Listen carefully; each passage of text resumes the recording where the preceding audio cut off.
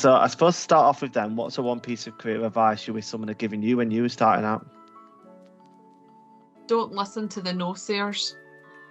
There's always somebody against you in your career, and technically, as long as you've got the mindset to do anything, don't let anybody ever damage that. Yeah, it's true. I suppose it probably comes with a lot of experience as well, not taking things to heart necessarily.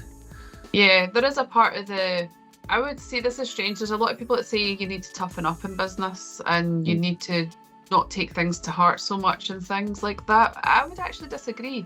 A natural point, if you want to progress in your career and be a leader, is having emotional intelligence. So you can't lose that part of you if you're wanting to go anywhere. Having awareness of people and emotions, that's a huge aspect to having a career. Yeah, very true actually. I suppose it shows a different side to you, doesn't it, to an extent? Yeah, you can have emotion, but it's a different emotion to what you would have, say, at home with your family, your kids, your actual true life. But your career, you still have an emotion. It's still something you're attached to. You don't just wake up one morning and go, I'm going to have a career. You have a career because you've got a drive in you. There's something that's a passion that's burning, which is just the same as having a passion for your family and a passion for life. It's just different streams of passion and different forms of emotional maturity that you need to have. Apparently, and like you said, I suppose it's overcoming criticisms and things like that, isn't it? And feedback.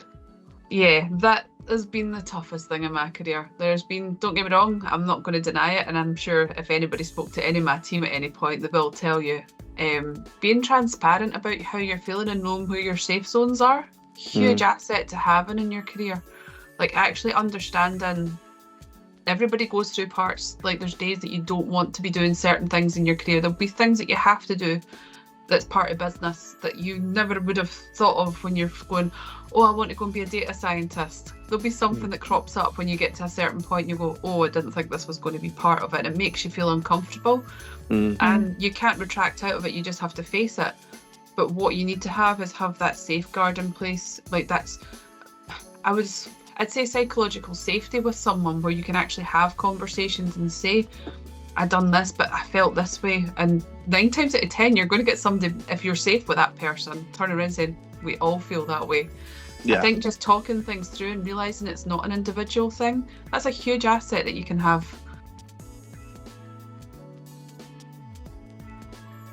Can you share a pivotal moment in your career journey that has made a significant impact so far?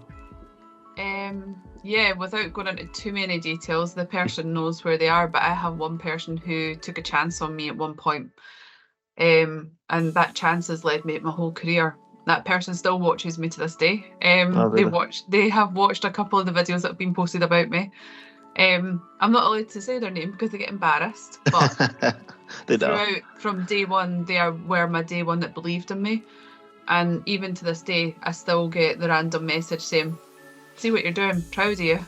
Yeah, but that's nice, just because somebody proved they had the belief in me, and because they done that, I then had belief in myself to go and get everything else that I wanted. It just takes one person to believe and then you're through. I suppose finally then, how do you approach challenges and setbacks in your professional life, and what's your go-to strategy for overcoming them, would you say? There's been a lot of setbacks. I would actually say that my pillar that's all the way through this is I have a strong family underneath me. My family's vital, especially my husband. He's my pillar of strength. He constantly pings me back up. He knows if I've had a bad day or something's going wrong. He's like, no, you need your mindset back. Your mindset will always get you out of this. If my mindset's out, he's the one that will flick it back on and tell me I'm being stupid, tell me I'm thinking things wrong. I mean, I've been through redundancies, everything. It's not been a smooth sail. I know a lot of people, like I said, it's iceberg theory. You don't know how it took to get to places. But as long as you've got focus and determination and realising you're not alone, you'll gravitate to the network that will levitate you to the next level. And I think the biggest part is, and I think one of the most underrated things, which obviously is how we connected, was LinkedIn. I think people underestimate the power of LinkedIn.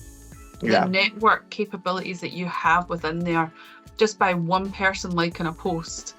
It could be something like, I'm struggling to find a job, or I'm looking for an apprenticeship, or I want to learn more. Just leveraging those things and realising every obstacle does have a part to overcome, but how do you overcome those things? Not alone, that's the answer.